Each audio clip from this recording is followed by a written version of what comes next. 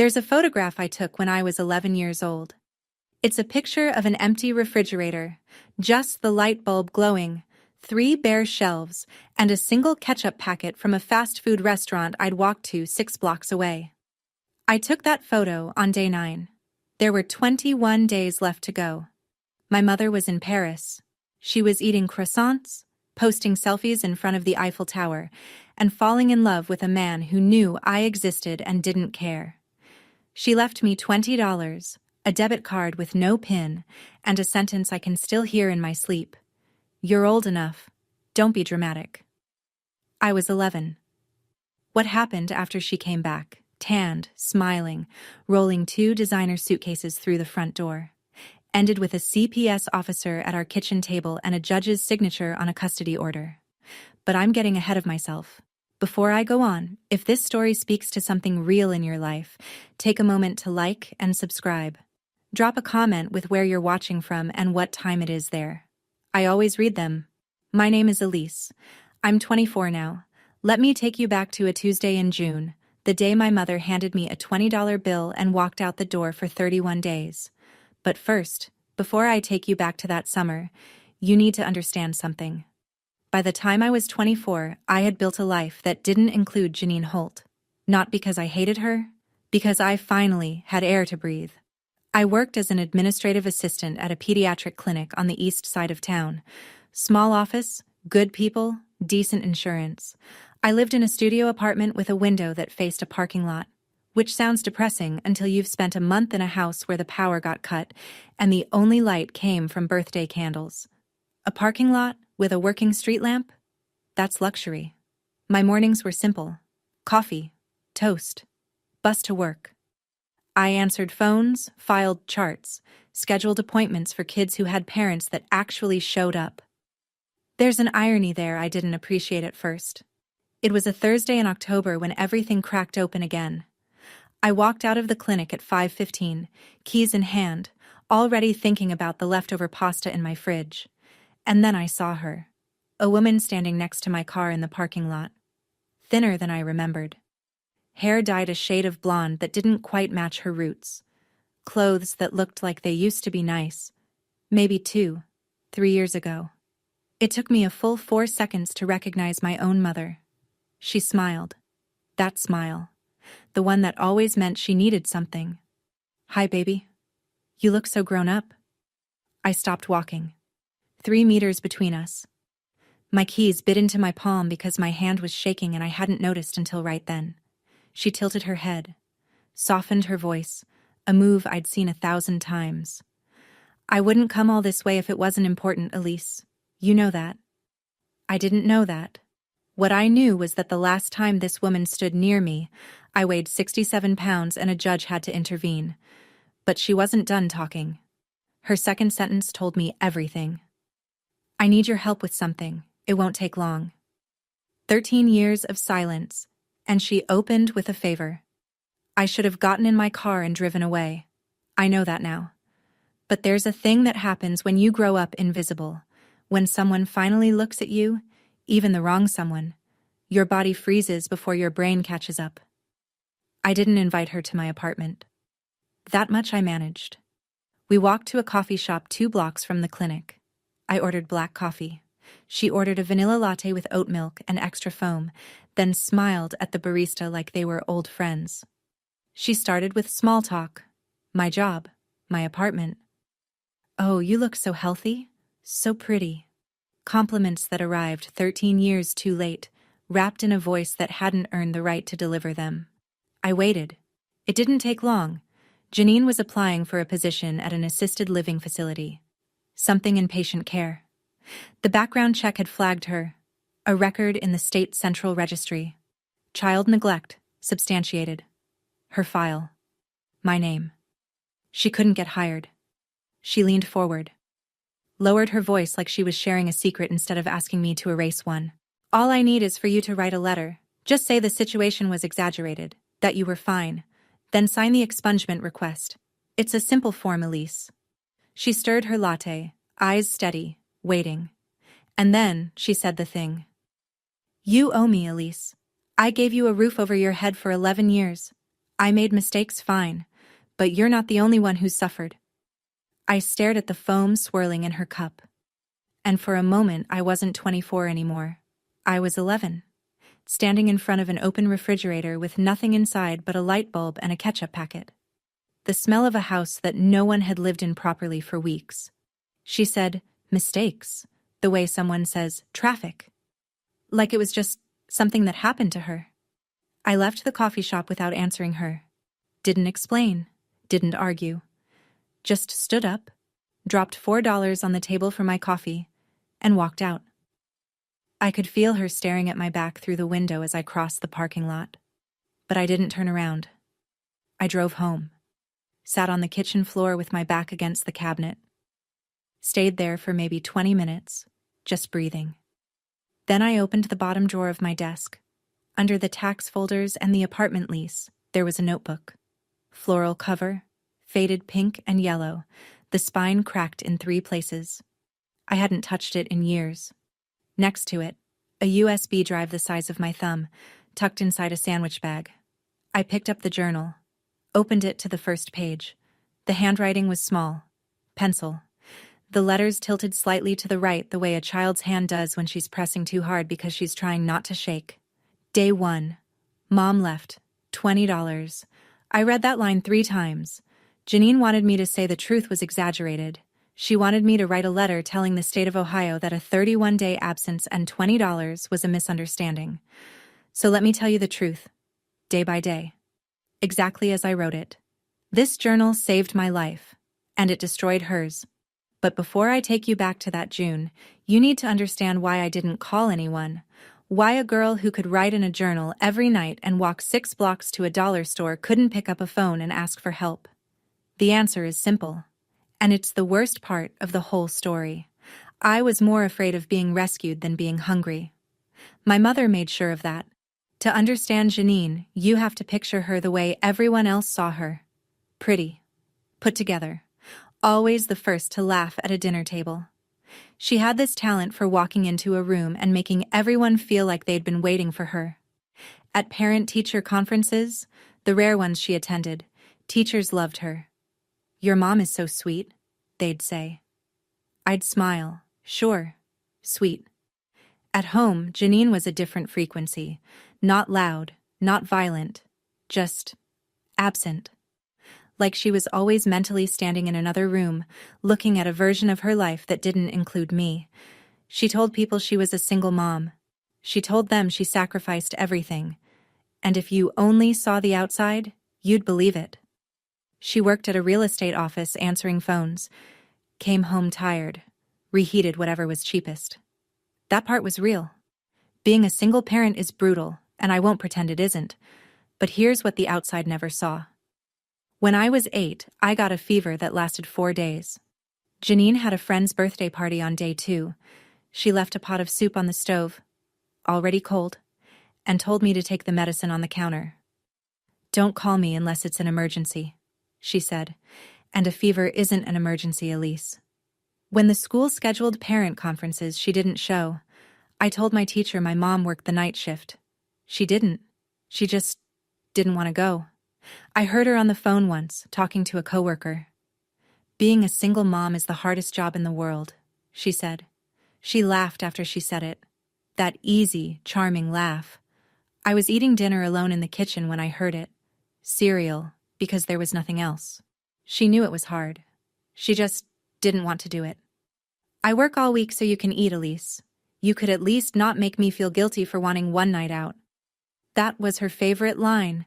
She used it so often I stopped counting. Keith Ballard showed up when I was 10.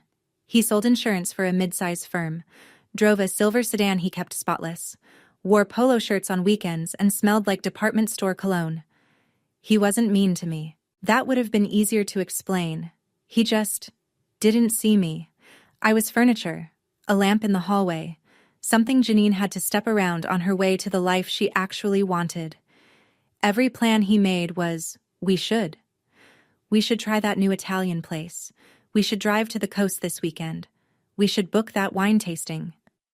We never included me, and Jeanine didn't correct him. Not once. The weekends changed first.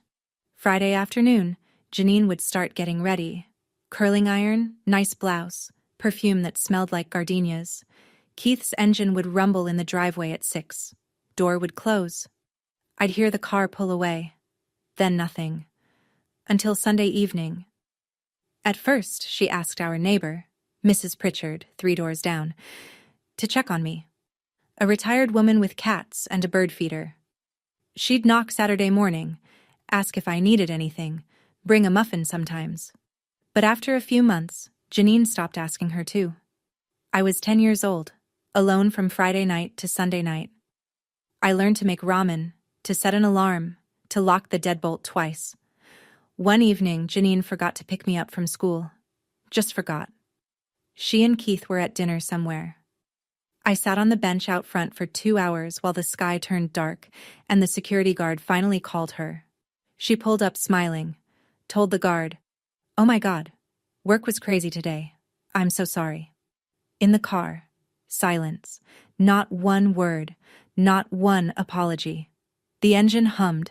Keith's cologne lingered on the passenger seat. I deserve to be happy too, Elise. Don't make me feel bad for living my life.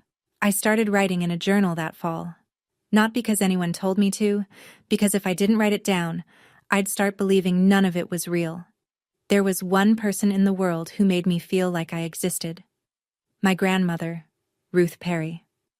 Every Sunday when I was little, before Keith, before the weekends alone, Grandma Ruth would pick me up and take me to her house. She had a small kitchen that always smelled like butter and rosemary. She'd cook while I read at the table, and sometimes she'd quiz me on vocabulary words while stirring gravy. She bought me my first journal, a purple one with a butterfly on the cover. "Write down the things that matter," she told me, "even the hard things. Especially the hard things." But Jeanine and Ruth did not get along. It started the year I turned 9. Ruth pulled Jeanine aside after a Sunday lunch and said quietly but clearly, "Jeanine, you're not taking care of that girl the way she needs." That was the end. Jeanine drove us home in silence. By the following week, Ruth's number had been deleted from the house phone. When I asked for Grandma's address, Ruth had sold her old house and moved to a smaller place. Jeanine said, "Your grandma doesn't want to see you anymore, Elise. She told me that herself." I was 9. I believed my mother. It wasn't true. None of it. Ruth had tried. She drove to our house 3 times that year and knocked on the door. Jeanine didn't answer. Ruth sent birthday cards every single year. Jeanine intercepted them all.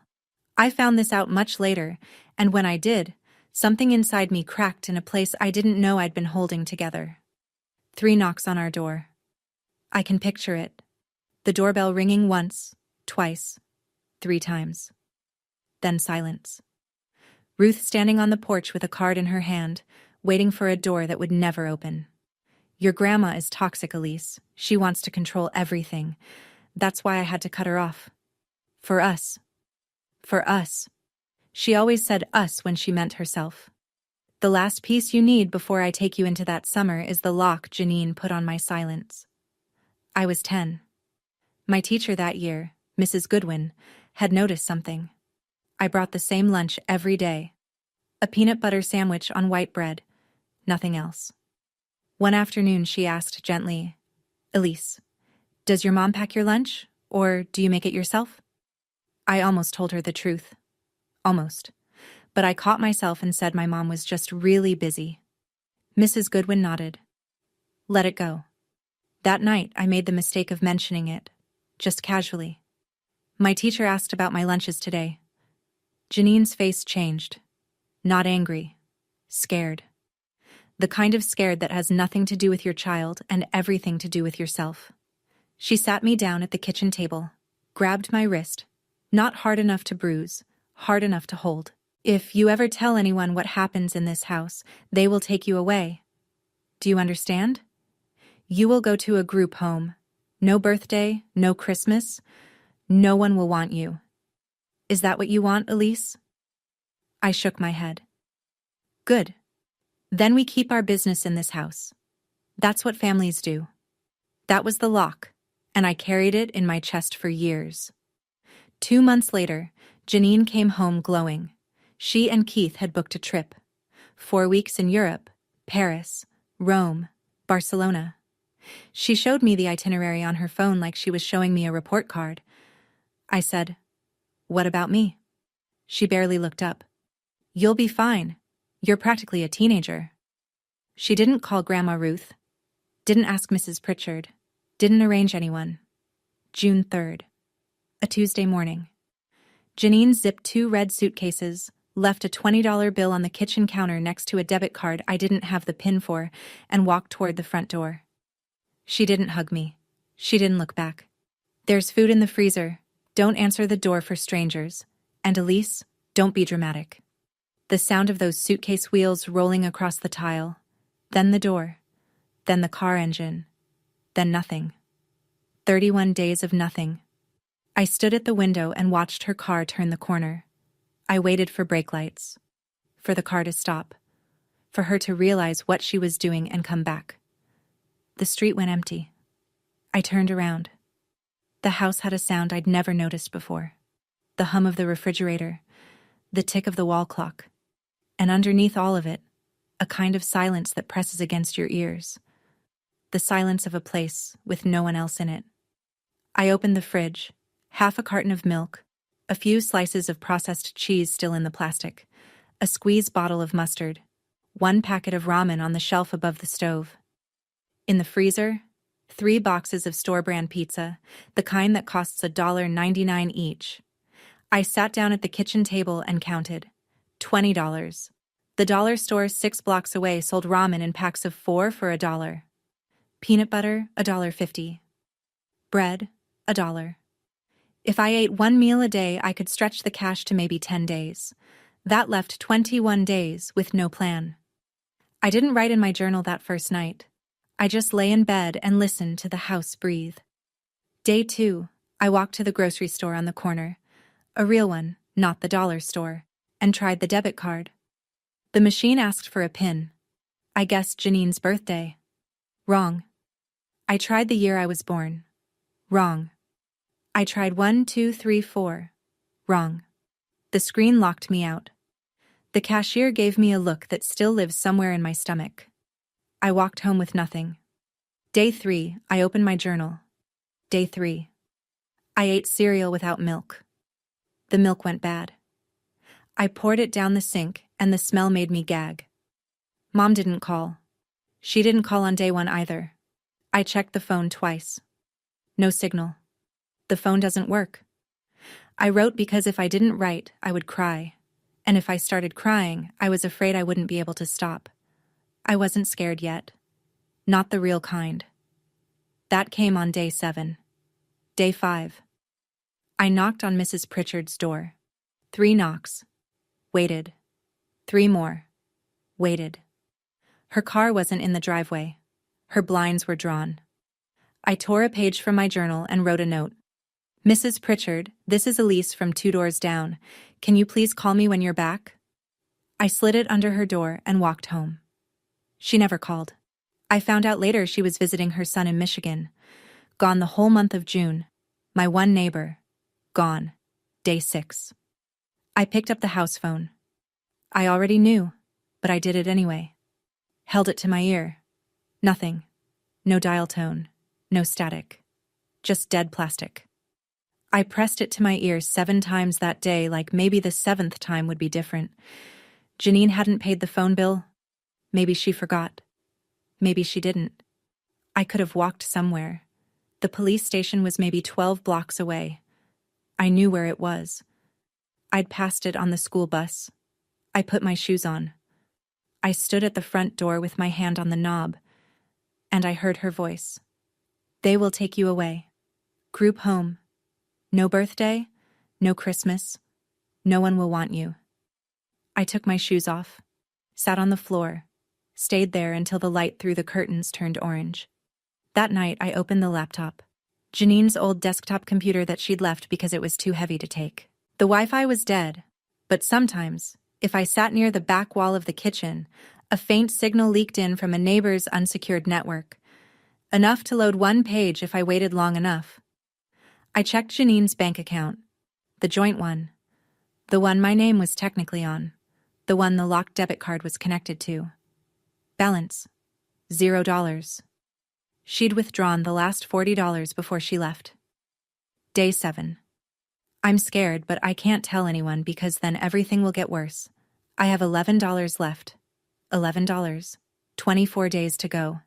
By day 9, I could feel my body starting to argue with me. Not hunger the way you think about it. Not the I skipped lunch kind. The kind that sits low in your stomach and hums. A constant, low-frequency ache. I was eating once a day. A peanut butter sandwich if I had bread. Plain ramen if I didn't. The 3 frozen pizzas had been gone since day 6. On day 10, I walked to the dollar store. I had $7 and change left. I needed ramen, bread, maybe another jar of peanut butter if I could swing it. I was doing the math in my head when I passed the display rack near the registers. Disposable cameras. $3.99. I don't know why I picked one up. That's not true. I do know. I knew exactly why. Because when Jeanine came home, she would say I was lying. She would say I was being dramatic. She would roll her eyes and tell me there was food in the house the whole time. I'd watched her do it my entire life. Reshape the story until what actually happened stopped being real. Not this time. I bought the camera. I went home. I opened the refrigerator and took a photograph. Bare shelves. 1 light bulb. A ketchup packet from a fast food restaurant that I'd walked to 3 days earlier and spent $1.07 on a small fries. I photographed the bank statement on the computer screen. $0. I photographed the calendar hanging next to the stove, each day crossed off in pencil. I photographed the note I'd left under Mrs. Pritchard's door, still visible through the gap. Day 12. The power went out. No warning. Just darkness. The hum of the refrigerator stopped, and the house went so quiet I could hear my own heartbeat.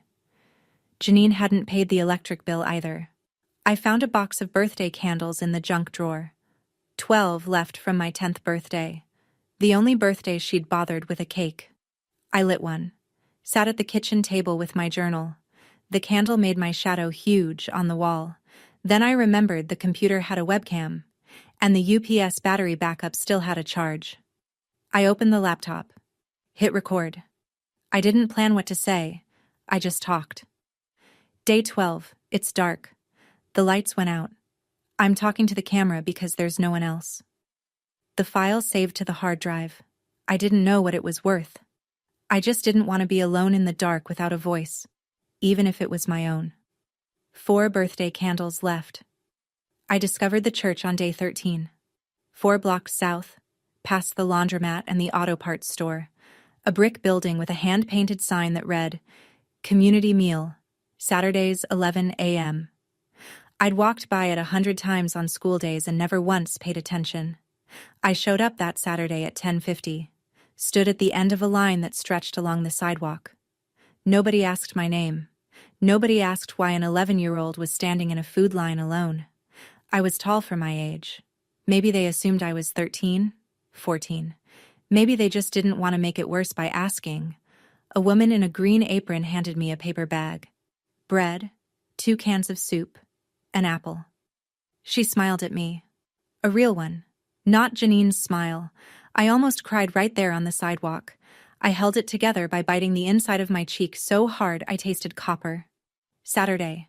Got bread, canned soup, and an apple. The lady at the church smiled at me. I almost cried. 2 days later, the neighbor's Wi-Fi signal drifted through again. I sat on the kitchen floor with the laptop and waited for Jeanine's social media page to load. It took 4 minutes. And there she was. Rome. Golden light. Jeanine in a sundress, holding a gelato cone, laughing at something Keith said. The Colosseum behind them, out of focus but unmistakable. Her caption, Living my best life. #Eurotrip. #blessed. The next photo, a restaurant patio, white tablecloth, wine glasses. Caption, Missing my baby girl back home. Can't wait to bring her souvenirs. Missing me. She missed me so much she posted about it instead of calling. So much she didn't leave a working phone number. So much she drained the bank account before she left.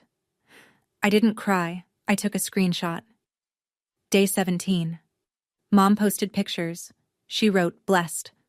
I ate canned soup in the dark. 11 days left." She was coming back. And everything she'd built, the image, the story, the version of herself that other people believed, was going to collapse. But not because of me, because of my 6th grade teacher. The school district ran a summer enrichment program for 2 weeks at the end of June. I didn't sign up because I wanted to learn. I signed up because they served lunch. Day 25. First day of the program. I put on the cleanest clothes I had, a t-shirt that hung looser than it used to, and jeans I'd been tightening with a hair tie through the belt loop. I walked to school the way I'd walked everywhere that month. One foot, then the other, slow enough to save energy. It was 91 degrees that day, the kind of heat that sits on your chest. We were outside for physical education. The teacher had us running laps. I made it halfway around the track before my vision went white at the edges. The ground tilted. My knees gave out. I don't remember hitting the grass. When I opened my eyes, I was in the nurse's office. Cool cloth on my forehead, a box of crackers on the table, a juice box already opened, straw already in, and a woman sitting in the chair beside me, watching me the way no one had watched me in a very long time. Mrs. Helen Whitfield, 6th grade English. She had reading glasses pushed up on her head and a lanyard full of keys around her neck. She didn't look scared. She looked focused, the kind of focus that means someone is paying attention for real. "Elise, how long have you been eating like this?"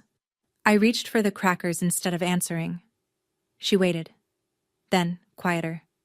"Elise, who's taking care of you this summer?" Jeanine's voice. "Group home. No one will want you." I looked down. Mrs. Whitfield leaned forward. Not crowding me, just closer. "Elise, you don't have to protect anyone right now. Just tell me the truth." I held the juice box with both hands. They were shaking. The straw rattled against the foil. "My mom is in Europe. She's been gone for 25 days. Mrs. Whitfield stopped breathing. 3 full seconds. I know because I counted. Then she put her hand on my shoulder, light, steady, and said, "You did the right thing, honey. I'm going to help you now." She stood up. She walked to the phone on the wall. She dialed. But she didn't call my mother. She called CPS. They came the next morning. Donna Chase was a caseworker with the county's Department of Children and Family Services. Mid-40s, short brown hair, a navy blazer over a white blouse that she wore like a uniform. She carried a clipboard and a canvas bag, and she knocked on my front door at 9:15, with Mrs. Whitfield standing one step behind her. I opened the door. The house behind me said everything I couldn't. No lights. The power was still off. The air inside was stale and warm, the kind of thick that clings to your skin when a house hasn't been properly opened in weeks.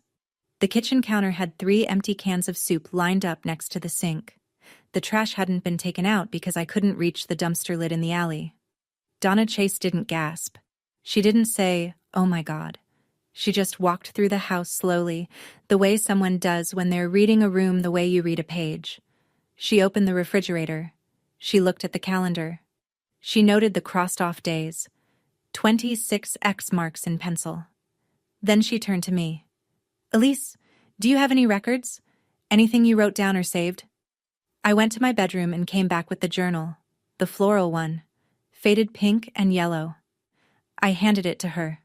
Donna opened it, read the first line, turned the page, read the next. She didn't speak for a long time.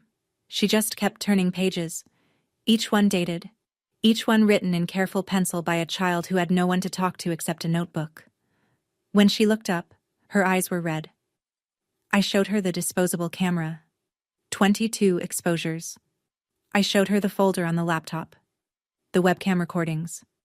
Day 12 in the dark. Day 15. Quieter. Day 20. Barely whispering. Donna took photos of every page. Click. Click. Click. The sound of the shutter was the loudest thing in that house in weeks. She turned to Mrs. Whitfield. Her voice was low, but I heard it. This is one of the most documented cases I've ever seen from a child this age, and she didn't even know she was building a case. Then she knelt in front of me, eye level. Elise, you are not in trouble. You haven't done anything wrong. I need you to understand that. I nodded. I didn't trust my voice. We're going to find your grandmother. Donna Chase made 3 phone calls that afternoon. It took less than an hour to find Ruth Perry. She lived 45 minutes away. Same county. A 2-bedroom rental near a community garden. She'd been there for 3 years, ever since Jeanine cut her off, and she'd never stopped trying to reach me. Donna confirmed it. Letters sent, cards returned, visits unanswered. Jeanine had built a wall between me and the one person who actually cared, and she'd told me it was the other way around. Day 27, 4 days before Jeanine's flight home. I was sitting on the front steps when the car pulled up. A blue sedan, older model, clean. The driver's door opened and a woman stepped out. Silver hair in a low braid, glasses on a chain around her neck. Sneakers, jeans, a cardigan that looked like she'd been wearing it since I was small. She saw me. She stopped moving. One foot on the curb, one still in the street. Her hand came up to her mouth and stayed there. I was thinner. She could see that from the driveway. My collarbones showed through my t-shirt. My shorts hung low on my hips. She walked to me slowly like she was afraid I might disappear. Then she held me, and I smelled it. Butter and rosemary. The same as when I was 6, 7, 8. Sunday mornings in her kitchen, vocabulary words over gravy. A smell I thought I'd never get back. I'm here, she said. I'm not leaving. She signed the emergency guardianship forms that afternoon. I packed a backpack, journal, camera, the USB drive I'd copied the webcam files onto, and 2 changes of clothes. That was everything I owned that mattered. In the car, Ruth opened the trunk. Inside, a gift bag with tissue paper. She set it in my lap. I've been keeping your birthday presents, every year. I kept hoping. Inside the bag, 5 birthday cards. 1 for every year since I'd turned 9. Each one signed in blue ink, each one with the same line. I love you, Elise. I'm still here. 5 cards Jeanine had never let me see. That first night at Ruth's house, I slept 9 hours straight. I hadn't done that in 30 days. She made scrambled eggs in the morning, set a glass of orange juice next to my plate without asking if I wanted it, sat across from me and said nothing while I ate. She didn't need to talk. She just needed to be there. And she was. But the clock was ticking. Donna Chase came by that afternoon. She sat with Ruth at the kitchen table and I stayed in the next room. The door was open, and I wasn't trying to hide the fact that I was listening. Donna didn't seem to mind. The file has been opened, Donna said. Child neglect, substantiated. When Ms. Holt returns to the country, she'll be contacted by our office. We've coordinated with local police. No one's going to meet her at the airport. That's not how we do this. But when she arrives at the house, there will be someone there. Ruth nodded. Her jaw was tight. What happens to Elise? You have temporary emergency custody. That holds until the family court hearing. Given what we've documented, I expect the court to formalize something longer term. I sat on the floor of the hallway, knees pulled to my chest. I could hear everything, and inside me, 2 things were fighting. Part of me wanted it. Wanted someone to look at what she'd done and say it out loud. Wanted a judge, a file, a record, proof that I wasn't dramatic, that this was real, that it mattered. And part of me, the part that still called her mom in my head, was terrified. Because once this happened, there was no pretending anymore. No going back to the version of us where she was just a tired single mom, and I was just a quiet kid. Have you ever wanted justice and been scared of it at the same time? Wanted someone to be held accountable but also wished you didn't have to be the reason it happened? If you know that feeling, tell me in the comments. Because at 11 years old, I didn't have a name for it. I just knew my hands wouldn't stop shaking. 3 days. In 3 days, she would walk through that door expecting everything to be exactly as she left it. July 4th, Independence Day. You can't make this stuff up.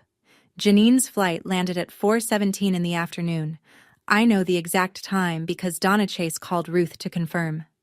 I was sitting on the porch steps at Ruth's house, watching the neighbor kids set up sparklers in their driveway. I could smell hot dogs grilling 2 houses down.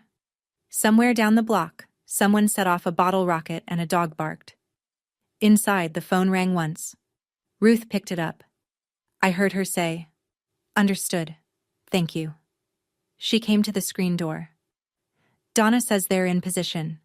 Elise, you stay here with me." I nodded. I wasn't there when it happened. Everything I'm about to tell you, I learned from Donna Chase's report and from Ruth, who spoke with Donna that same evening. But I've imagined it so many times that it plays in my head like a movie I can't turn off. Jeanine and Keith took a cab from the airport. 2 suitcases each.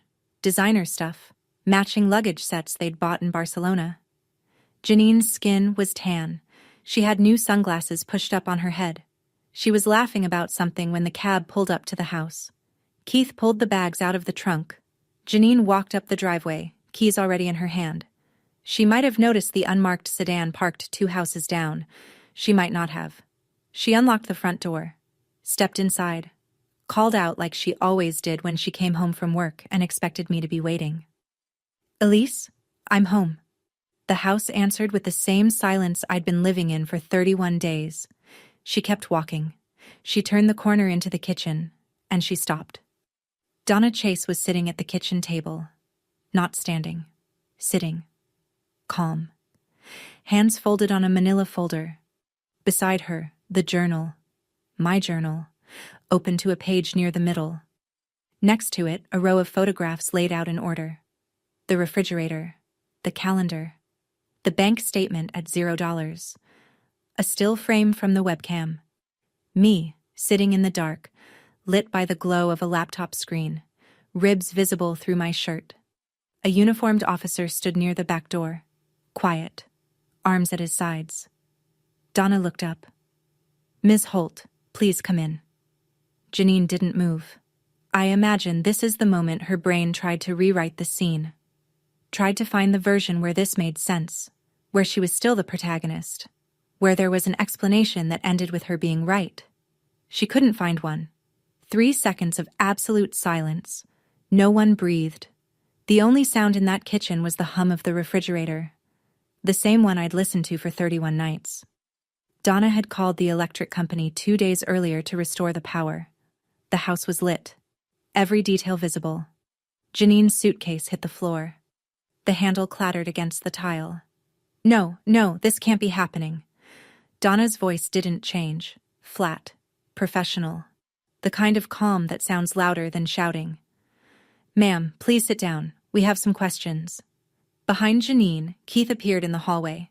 He saw the officer. He saw the photographs on the table. He took 1 step backward. "Where is she?"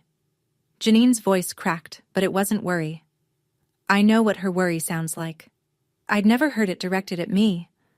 This was the sound of someone realizing the audience had changed. "Where is my daughter?" Donna Chase didn't blink. "Your daughter is safe, Ms. Holt. She's been safe for about 48 hours now, the first time in a month." Jeanine sat down. And then she did what she had done her entire life. She started performing. The tears came fast, 3 seconds flat, perfectly timed. She pressed her fingertips under her eyes like she was protecting mascara that didn't need protecting. "There's been a misunderstanding. I arranged for my neighbor to check on her. Mrs. Pritchard. She was supposed to come by every day. I don't know what—" "Mrs. Pritchard was out of state the entire month of June," Donna said. "We confirmed with her directly. She had no knowledge of any arrangement." Jeanine shifted. The tears kept coming, but her eyes were scanning. Donna's face. The officer. The photographs. Calculating. Elise has a tendency to exaggerate. She's always been sensitive. She probably just didn't answer the door when... Donna picked up one of the photographs. The refrigerator. Bare shelves. Light bulb. Ketchup packet. "Is this exaggerated, Ms. Holt?" Jeanine looked at it, looked away. I'm a single mother. Her voice rose. Do you have any idea how hard it is? I work 50 hours a week. I needed a break. One break. Every parent. The officer spoke for the first time. Quiet, but the kind of quiet that fills a room. Ma'am, you left a minor child unattended for 31 days with $20 and no working phone. That is not a break. Jeanine's mouth opened. Nothing came out. Then Donna did something that I think about to this day. She turned the laptop on the table around. She pressed play on a file. My voice. 11 years old. In the dark. Day 12. It's dark. The lights went out. I'm talking to the camera because there's no one else. The video played for 41 seconds. My face lit by the screen. My ribs through my shirt. The birthday candle melted to a stub on the table behind me. Jeanine turned her face away. She didn't say, I'm sorry. She didn't say, oh my God. She turned away from the screen the way you turn away from something you don't want to see, not because it's painful, but because it's proof. Ms. Holt, I want to make sure you understand, Donna said. We are not here because Elise reported you. We're here because her teacher saw a child who was starving. What happened next was procedural, methodical. The kind of quiet devastation that arrives on official letterhead. Donna Chase informed Jeanine that the Department of Children and Family Services had opened a formal case. The finding, child neglect, substantiated. Her name would be entered into the state central registry. A permanent record accessible by any employer in healthcare, education, childcare, elder care, or any field involving vulnerable populations. A family court hearing would be scheduled within 14 days. Temporary emergency custody of Elise Monroe had already been transferred to Ruth Perry, maternal grandmother. You can't do this, Jeanine said. Her voice was small now, deflated. She's my daughter.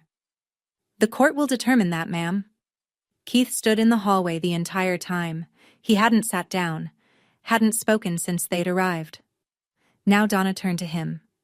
Mr. Ballard, your name appears in our records as a cohabitating adult who was aware of the child's living situation and participated in the trip abroad. We'll need a statement from you as well. Keith's face went gray. I didn't know. I thought she had arrangements. I thought someone was... You purchased both plane tickets, Mr. Ballard. Your credit card. We have the transaction records. Keith looked at Jeanine. Not with love. Not with anger. With the cold, calculating look of a man measuring the distance between himself and the nearest exit. Keith? Jeanine's voice had that edge. The one I recognized from childhood. The one that meant, stand by me or else. Keith said nothing. He looked at the floor. And in that silence, something between them broke. Not dramatically. Not with a fight. It just cracked. Quietly. The way ice cracks on a pond before it gives way. He hired his own lawyer the following week. Separate representation. He wanted his name off her file. The relationship was over. Not ended by a breakup, but by a liability assessment. Donna placed a single sheet of paper on the kitchen table. The hearing notice. The sound it made when it touched the wood was almost nothing, a whisper of paper against oak. But to Jeanine, it might as well have been a gavel. I gave her everything, Jeanine said. To no one, to the room, everything. And this is what I get. The family court hearing took place on a Wednesday morning in a building that smelled like floor wax and coffee that had been sitting too long. I wore a blue polo shirt that Ruth had bought me the week before. She'd ironed it that morning. I remember watching the steam rise off the collar while she pressed it. Careful, precise. The way someone prepares you for a thing that matters. She drove us downtown without the radio on. Neither of us talked. There wasn't much to say that the next 2 hours wouldn't say for us. Jeanine was already seated when we walked in. She had a lawyer, a man in a gray suit that Keith had apparently paid for before cutting contact. Jeanine's hair was pulled back. She was wearing lipstick. Even here, even now, she was performing for an audience. The county attorney representing CPS was a woman named Sandra Webb. Mid-50s, glasses on a chain. She spoke the way Donna Chase wrote reports. Clean, factual, without decoration. She read from my journal. Day 1. Mom left. $20. The room was still. Day 7. I'm scared, but I can't tell anyone because then everything will get worse. I looked at my hands. Day 12. No lights. I found birthday candles in the junk drawer. I have 4 left. Someone in the gallery shifted in their seat. That was the only sound. Day 25. I fainted today. A teacher helped me. She was the first person to ask if I was okay. Sandra set the journal down. The courtroom had the particular silence of a room full of people who are each privately imagining a child alone in the dark with a birthday candle. Judge Margaret Haynes looked at Jeanine over the rim of her glasses. Ms. Holt, do you dispute any of the entries in this journal? Jeanine's lawyer leaned in, whispered something. Jeanine straightened. No, Your Honor. The judge nodded. Then, Ms. Holt, where is the debit card you left for your daughter? It was in her name. She had access. The card was locked, Ms. Holt. The PIN was never provided to the child. Were you aware of that? Jeanine opened her mouth, closed it, opened it again. Nothing came out. The clock on the wall ticked 5 times before the judge spoke again. I've been on this bench for 19 years, Judge Haynes said. This journal is one of the most compelling pieces of evidence I have ever received from a minor. She paused. Not for drama, for weight. The court finds as follows. Full legal custody of Elise Monroe, minor child, was transferred to Ruth Perry effective immediately. Jeanine Holt's parental rights were not terminated. That's a different process. But her custodial rights were stripped. She would be permitted supervised visitation, twice monthly, only if Elise consented. The finding of substantiated child neglect would remain in the state central registry, permanently. Any employer conducting a background check in healthcare, education, social services, elder care, or child care would see it. There was no expiration date. Keith Ballard, listed as a knowledgeable cohabitating adult, received a separate finding: failure to report suspected neglect of a minor. Prohibited from unsupervised contact with any non-biological minor child. Jeanine sat at the defendant's table. Her lawyer placed a hand on her shoulder. She was crying. Real tears this time. I could tell the difference because I'd spent 11 years studying the fake ones. These were the tears of someone watching something slip away. But the thing she was mourning wasn't me. It was control. The ability to shape the story. That's what broke her. When we walked out of the courtroom, Jeanine was in the hallway. Ruth held my hand and kept walking, eyes forward, but Jeanine stepped into our path. She looked at me, and for a moment I thought, maybe now, maybe the words, I hope you're happy now. That was it. Not, I'm sorry. Not, are you okay? Not, I failed you. I hope you're happy now. She walked past me and I caught a trace of her perfume. Something expensive. Something new. Bought on a trip paid for with money that should have fed me. Ruth squeezed my hand once. Hard. We kept walking. Ruth's house was small. 2 bedrooms, 1 bathroom, a kitchen with a window over the sink that faced a row of tomato plants she'd been tending for years. Nothing about it was fancy. Everything about it was real. The first morning, I woke up to the sound of eggs cracking into a pan. I came into the kitchen and there was a plate, toast, eggs, a glass of juice. Ruth was already sitting across the table reading the newspaper, like this was just a regular Tuesday. Like I'd been there all along. How was your day? She asked every single evening. Sometimes I said fine, sometimes I said bad. She listened either way. She never once told me I was being dramatic. The years after that moved the way years do when they're not being survived. They just passed. 7th grade, 9th grade. I started making friends. Real ones. I joined the school's creative writing club because a teacher told me I was good with words. By sophomore year, I was submitting short stories to the school magazine. By senior year, I won an essay contest. Ruth taped the certificate to her refrigerator. It was still there last Thanksgiving. She wasn't rich. Her pension from 26 years as a postal worker covered the bills and not much else. But there was always food in the fridge, the lights always worked, and every single birthday there was cake. I turned 18, graduated, got a job, started community college at night, moved into my own place at 20. It was a studio the size of Ruth's kitchen, but the lease was in my name and the door locked from the inside. Jeanine never called, never wrote, never showed up for a single supervised visit. I used to wonder if that meant she didn't love me. Eventually, I realized it meant the same thing it always had.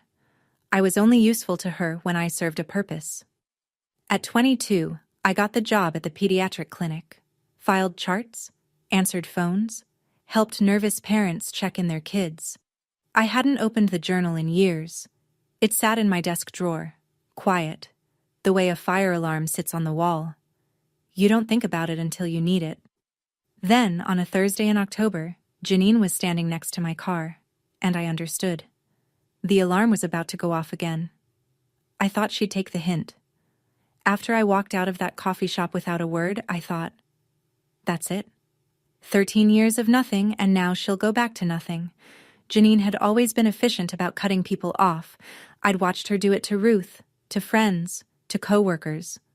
I assumed she'd extend me the same courtesy. She didn't. Day 1 after the coffee shop, a text from a number I didn't recognize. I just want to talk. Please, Elise, that's all I'm asking. Day 3. You can't ignore me forever. I am your mother. Day 5. She called Ruth. Ruth told me about it that evening, her voice the particular kind of flat it gets when she's angry but choosing not to yell. Jeanine had cried on the phone, told Ruth that I was being cruel, ungrateful, that all she wanted was a chance to make things right, and her own daughter wouldn't even speak to her. Ruth listened. Then she said, Jeanine, you had 11 years of chances. I'm hanging up now. She hung up. But on day 7, Jeanine found another angle. She tracked down one of my coworkers on Facebook, a girl named Dana from the front desk, and sent her a private message. Please tell my daughter to call me. I'm her mother, and she won't speak to me. I don't know what I did wrong. Dana showed me the screenshot on her lunch break. She looked uncomfortable. I didn't respond to it, but I thought you should see this. I stared at the message. The words "I don't know what I did wrong" sat in my chest like a splinter. Part of me, the old part, the 11-year-old part, whispered, just sign the paper. Give her what she wants. It's easier. You're fine now. It doesn't matter anymore. But I went home that night and opened the drawer. I took out the journal. Turned to day 12. No lights. I found birthday candles in the junk drawer. I have 4 left. It still mattered. I've changed, Elise. Her last text read. But you won't even give me a chance. What does that say about you? It said I finally learned what she spent 11 years trying to beat out of me, that I was allowed to say no. I called the legal aid clinic at my old community college on a Monday morning. I knew about the clinic because I'd walked past their office every semester for 2 years, free consultations for students and alumni. I'd never needed them before. Now I did. The attorney who took my case was named Paul Beckett. Late 30s, wire-rimmed glasses, the kind of guy who drinks his coffee black and keeps a pen behind his ear. He listened to everything, the texts, the Facebook message, the coffee shop ambush. He asked calm, precise questions. He didn't look surprised. We can send a cease and desist letter, he said. It's not a court order, but it puts her on formal notice. If she contacts you again, directly or through a third party, or shows up at your workplace, we file for a restraining order. That one has teeth. He drafted it that afternoon. I read it twice, signed it once. The letter was addressed to Jeanine Marie Holt. Not Mom, not Jeanine. Her full legal name, printed on a letterhead with the legal clinic's address, citing specific dates, specific incidents, specific statutes. At the bottom, I asked Paul to include a paragraph. It wasn't required. It wasn't legal language, but I needed to say it. I will not sign any document to expunge your record. That record exists because of choices you made. I was 11. I did not choose to be left alone. I will not choose to erase the truth now. Paul raised an eyebrow when he read it. Then he nodded. I'll include it. The letter went out via certified mail. Return receipt requested. Paul also told me something that landed like a stone in still water. Even if I had signed Jeanine's form, the expungement almost certainly would have been denied. A substantiated finding in the state central registry requires significant new evidence to overturn, not just a victim's letter. Jeanine had told me, just sign and it goes away. It wouldn't have. She was manipulating me. Again. One more performance. One more script she needed me to follow. The printer hummed. The pen scratched paper. The envelope sealed shut. I didn't write that letter to hurt her. I wrote it so she would know. The little girl who was afraid of group homes doesn't live here anymore. 5 days after the letter was mailed, Jeanine came to my workplace. Monday, 9 in the morning. I was at the reception desk entering patient records. The waiting room was half full, a mother bouncing a toddler on her knee, an elderly man flipping through a magazine, a teenager with earbuds and a splinted wrist. The front door opened, cool air from outside. Jeanine, different from the parking lot. Thinner, hair messier, eyes rimmed red.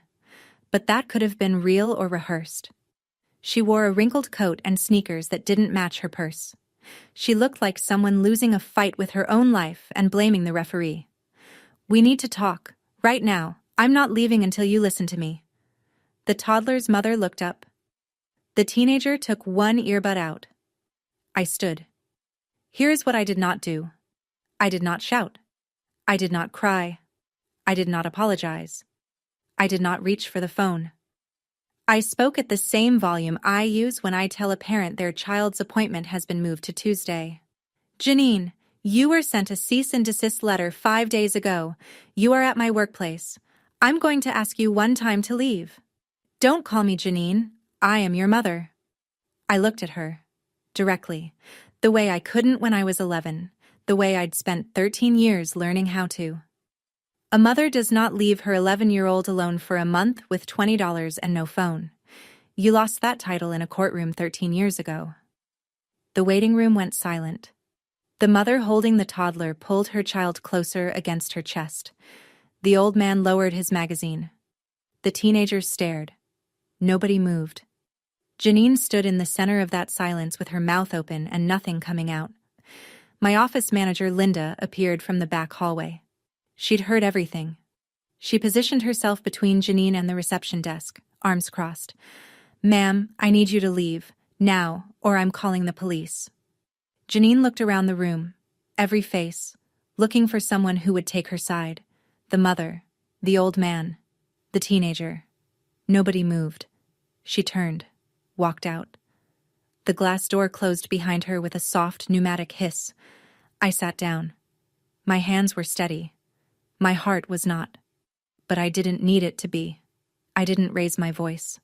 I didn't need to. The truth is already loud enough when you stop whispering it. Linda called the police non-emergency line before Jeanine's car left the parking lot. It wasn't dramatic. No sirens, no handcuffs. An officer came by 40 minutes later, took my statement, accepted the copy of the cease and desist I kept in my work bag, and wrote it up. Violation of a cease and desist notice. Documented. Forwarded to the county attorney's office. The officer, a woman about my age, short hair, steady eyes, explained it plainly. If she contacts you again in any form, in person, by phone, through a third party, you can petition for a restraining order. At that point, any further contact becomes a criminal matter. I signed the incident report. She tore off my copy. The paper was thin, the kind that smudges if you press too hard. Dana brought me a cup of water after the officer left. She sat in the chair next to my desk and said nothing. Just sat there. Sometimes the best thing a person can do is be present without needing to fix anything. I called Ruth on my lunch break. Sat in my car in the parking lot with the engine off. It's over, Grandma. A pause. Then Ruth's voice. warm and certain, the way it always was when things that needed to happen had finally happened. Good. Come home for dinner tonight. I'm making your favorite. I have thought many times about what it would have been like if no one had ever seen me. If Mrs. Whitfield hadn't knelt next to me in that nurse's office. If Donna Chase hadn't turned to the right page. If Ruth hadn't picked up the phone. At what point does a person stop being invisible? I used to think it was when someone finally looks at you, but I think now it's when you stop hiding. When you stand up at a reception desk and say a true sentence out loud and don't apologize for it. I was 24 years old, and for the first time, I wasn't performing invisibility. I was done. Let me tell you what happened to Jeanine. Not because it brings me joy, but because consequences are the only language some people hear. The job at the assisted living facility, the reason she'd come back after 13 years, was gone. The state central registry finding meant she couldn't pass a background check for any position involving vulnerable populations. Not healthcare, not education, not childcare, not elder care. The thing that sent her looking for me was the thing she could never undo, because I wasn't the one who put it there. A judge did, based on evidence. Evidence I didn't even know I was creating. The cease and desist violation was on file with the county. One more incident and I had grounds for a restraining order, which would create an additional legal record. Another flag on another background check, another door closing behind her. Keith Ballard. Gone. He'd disappeared into another state the week after the original hearing, 13 years ago. Hired his own attorney, separated his name from Jeanine's wherever he could. Their relationship didn't end with a fight. It ended with a billable hour. The social media accounts, the ones with the hashtags and the blessed selfies and the missing my baby girl captions, were deleted. Dana had mentioned the Facebook message to a few people at the clinic. They mentioned it to a few people outside the clinic. In a small town, information moves at the speed of gossip. The image Jeanine had spent decades constructing, devoted mother, self-sacrificing single parent, was gone. And she couldn't spin it anymore because there was a paper trail, from hashtag living my best life in Paris to a borrowed room in a friend's apartment, unable to get hired. Not because I attacked her, not because I exposed her, because I stepped to the side and let the consequences she'd been outrunning for 13 years finally catch up. I didn't destroy her life. She made her choices 13 years ago. I just stopped standing between her and the results. 3 weeks of silence. I had started to believe it was finally over. Then Ruth called me on a Tuesday evening. A letter came for you. She sent it to my address. Not directly to me, through Ruth. Technically not a violation. Jeanine had always been precise about the edges of rules she was willing to bend. I drove to Ruth's that night. The envelope was on the kitchen table. Handwritten. My name in loopy cursive. I opened it standing up. Dear Elise, I know I made mistakes. I know I wasn't perfect, but I am still your mother and I always will be. I hope one day you'll find it in your heart to forgive me. I've changed. All I want is for us to be a family again. Mom, P.S. If you could reconsider the letter about my record, I would really appreciate it. I just need a fresh start. I read it twice. She wrote, I made mistakes. Plural. Vague. The way you describe getting a parking ticket or forgetting to return a library book. Not the way you describe leaving your child alone for 31 days in a house with no power, no phone, and no food. She wrote, I wasn't perfect. As if the gap between perfect and criminal was a rounding error. And then, the P.S. The real purpose, the part the apology was packaging for. One more request. One more form. One more time she needed me to perform a function. She signed it in lipstick. I'm not making that up. Not ink. Not pen. Lipstick. The same way she signed postcards to friends from vacation. Even her apology was a performance. I didn't reply. Didn't tear it up. Didn't burn it.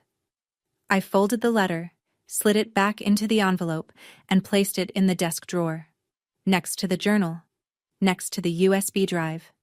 Next to the birthday cards Ruth had saved for 5 years. If she ever came back again, I'd have one more piece of evidence I didn't ask for and she handed me voluntarily. The drawer closed with a quiet click. The same drawer, the same journal, but a different girl deciding what to keep. It's morning as I tell you this, a Saturday in October. I'm sitting in my studio apartment with a cup of coffee that's almost too hot to hold. I just opened the refrigerator. Full. Milk. Eggs. Spinach. Leftover pasta from Thursday. A container of soup. Ruth dropped off last Sunday. 2 apples. A block of cheese. You don't understand what a full refrigerator means until you've opened one at 2 in the morning and found nothing but a light bulb and a ketchup packet. Now, every time I open that door and see food, something in my chest releases, a muscle I've been clenching since I was 11. I don't hate Jeanine. Hate takes maintenance I'm not willing to provide. I just don't make room for her anymore. Not in my house. Not in my head. Not in the refrigerator. Ruth and I have dinner every Sunday. She's 72 and still tends her tomato garden. She still asks, "How was your day?" every time I call. She still tapes things to her refrigerator. Last month it was a thank you card I gave her. No reason. Just because. I work at the clinic. I file charts. I help parents check in their kids. Sometimes a mother walks in looking overwhelmed and tired and scared, and I give her a warm smile and say, "Take your time. We're in no rush." Because I know what it looks like when a child is watching to see if the adults around them are paying attention. Ruth once told me, "Boundaries aren't walls you build to keep people out. They're doors where you hold the key." I think about that a lot. If you're listening to this and it feels familiar, if you were the child in the dark house, or if you're the adult still afraid of being called selfish for saying no, I want to tell you something. It's the same thing Mrs. Whitfield told me the day she knelt beside me in a nurse's office with a juice box and a question I'd been waiting my entire life for someone to ask. You don't have to protect anyone right now. Just tell the truth. My refrigerator is full. My phone works. My door has a lock that only I control. I am 24 years old and I am finally, completely, home. That's my story. I didn't tell it for pity. I told it because silence is what people like Jeanine count on. And I'm done being quiet. If this reached you, hit like and subscribe. Share it with someone who needs to hear it today. And if you've ever had to draw a boundary with someone who called it betrayal, tell me in the comments. I read every single one. There's another story waiting for you in the description, about a girl whose family tried to erase her from a wedding, and what happened when she showed up anyway. I'll see you there.